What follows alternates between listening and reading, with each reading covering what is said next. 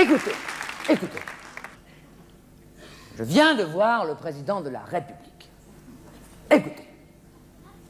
En tant que présidente du mouvement des démocrates de l'ère tertiaire, je dois vous dire que ce n'est ni le moment, ni le lieu de se livrer à des commentaires prématurés et déplacés. Je ferai en temps voulu, je ferai part aux Françaises de mes conclusions, aux Français, excusez-moi, de mes conclusions, après le colloque qui se tiendra ce soir dans notre succursale de la rue Bérou. C'est clair, messieurs. Messieurs, je vous en prie, vous allez me faire tomber. Ne me poussez pas ou j'arrête peut-être mes déclarations. Je peux néanmoins dire les choses suivantes. Il n'y a aucun bouleversement dans les propositions du président. Ses positions demeurent pour l'essentiel inchangées. Et déçus seront ceux qui s'attendaient à du sensationnel ce soir.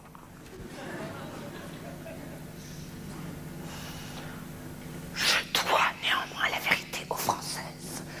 Et je dirais que... Et aux Français, excusez-moi.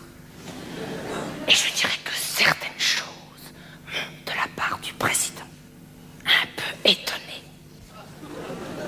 Et je dirais inquiété.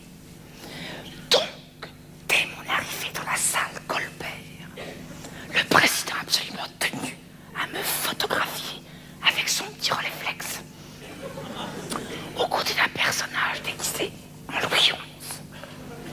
Et je ne suis pas dupe, car sous la calotte de feutrine Bordeaux, j'ai parfaitement reconnu notre ministre de l'économie et des finances. Permettez-moi simplement de m'étonner qu'à 15 heures, un jour de semaine, les plus hauts dignitaires de l'État se prêtent à de telles gaudrioles.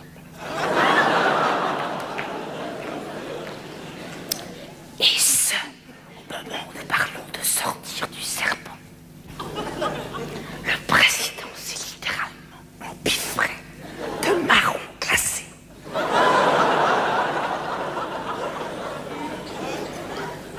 Il n'enlevait même plus les papiers. Sa tenue était un peu bizarre.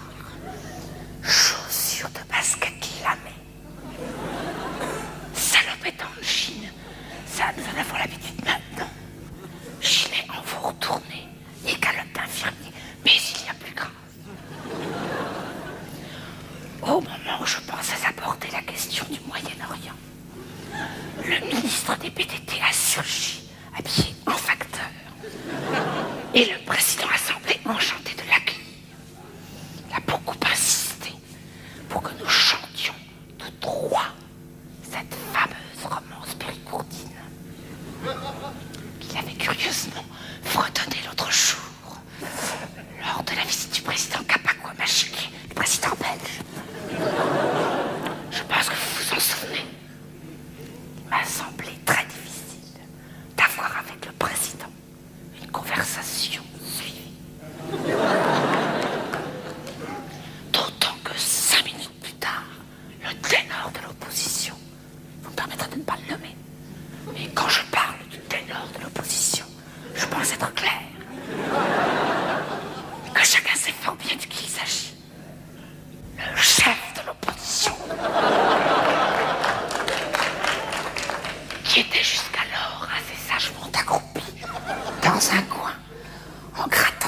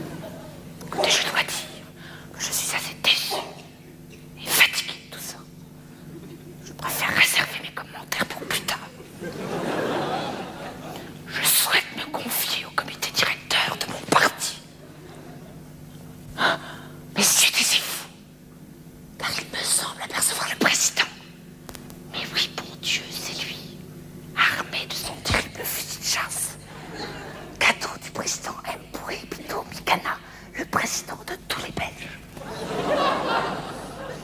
Vous m'excuserez, mais j'ai trop mal. Et mon mari m'attend.